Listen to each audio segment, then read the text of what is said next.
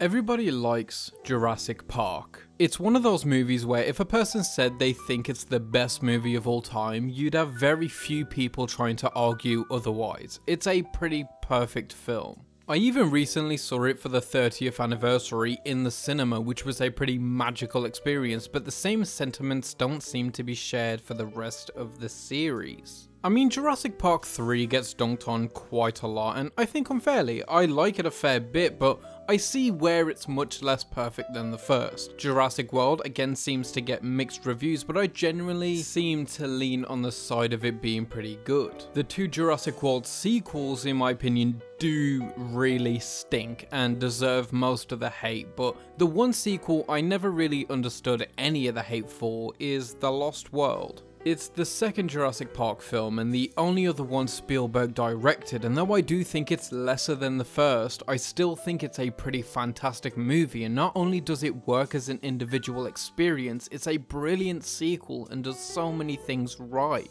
Like, think of the first Jurassic Park. Think of the opening sequence. They're putting the raptor into the enclosure and it viciously grabs one of the handlers and kills him. It's a very intense and harrowing start to the film that plays as a perfect metaphor for the park in general. It immediately sets up the whole idea of the doomed fate of the park. All the procedure was followed, all the precautions were taken, and even still it went horribly wrong. It does this while setting in motion the events of the film, because due to this incident the inspection with the lawyers and experts needs to happen, thus the film. Not to mention setting up the mystery of what the hell is happening. What creature is that?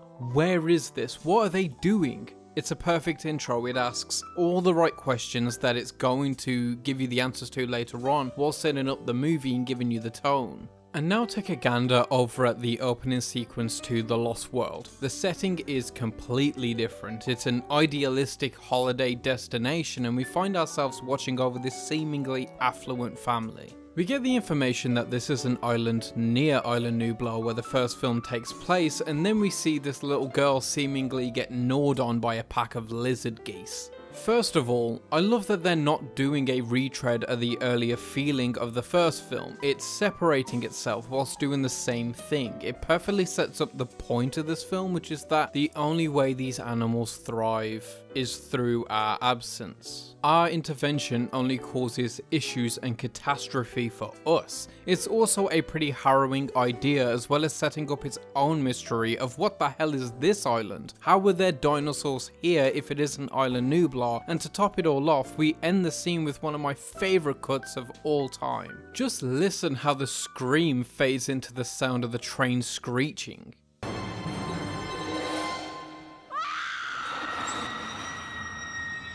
Mwah, it's beautiful. Then from here, on the train ride to the meeting at Hammond's house, we get filled in on the implications of the last movie, which is that Dr. Ian Malcolm went out and broke his agreement and said what happened on the island, and thus was disgraced for his comments, fired from his job, and has been left with very little prospects. Ingen has used the incident with the little girl to take control away from Hammond and the company, given that intro purpose in the story, but also then we confirm the mystery of whatever that island is, which is that it's in fact Site B. I love the idea of Site B. I do find it a little tacked on considering it was for some reason not mentioned in the first film, but come on, I mean, it's a pretty easy thing to overlook, and it opens up so much more opportunity for storytelling in the universe. This is not only now an island with dinosaurs, but it's an island without fences, without borders, without human intervention. Plus, it's achieving all this gorgeous payoff for the last film, as well as setting up this one, whilst never boring the audience with just dialogue. And a lot of this, granted, has to do with Jeff Goldblum and Richard Attenborough returning as Ian Malcolm and John Hammond, which are undeniably the greatest two casting choices and characters in the first film. Bringing them back, even if Hammond is only for the opening and outro, is genius. One, it allows us to continue this story with some familiarity, but also it instantly gets brownie points for having the cool guys. I love their interactions, and the dialogue is snappy and beautiful. The quotables stack up in this conversation. I particularly love the line where Malcolm says that Hammond has gone from capitalist to naturalist in just 4 years. It's a good reflection of who Hammond is, because in reality, especially in the first film, through all of his faults, he truly did care for the animals in his parks. There was a massive ego behind it all, but in the small corners of his heart, he did care, and that's what separates him from this film's antagonist. And this intro is just incredibly efficient. It manages to weave together this film's conflict, Malcolm being disgraced and his loss of job. It lets us know the time gap, shows us the company takeover, explains Site B and sets up the plot of this film, and we get new character introductions which perfectly explain who they are. Also what their purpose is and what kind of person they are, while setting up Malcolm's paternal struggles, all in 18 minutes. The script is tight and the pace is fast. The performances are fun and all the new characters are great. The cast is really fun, especially the addition of Vince Vaughn, who I have a huge soft spot for. He's charming and kind of sleazy, but in an entertaining way like Tony Stark, and not really in a dirtball way. Also, the cast this time around allow for more comedic potential, which is great because this script is filled with a lot more jokes, and not like what you'd call MCU humor, but lines and delivery, like this. Sarah! Sarah Harding! How many Sarahs do you think are on this island? Sarah! Now, a sequel has one important job, which is to progress the story, add in some new characters, and most importantly, expand the world in a natural way that doesn't overload the audience with information, but captures their attention all again with the magic.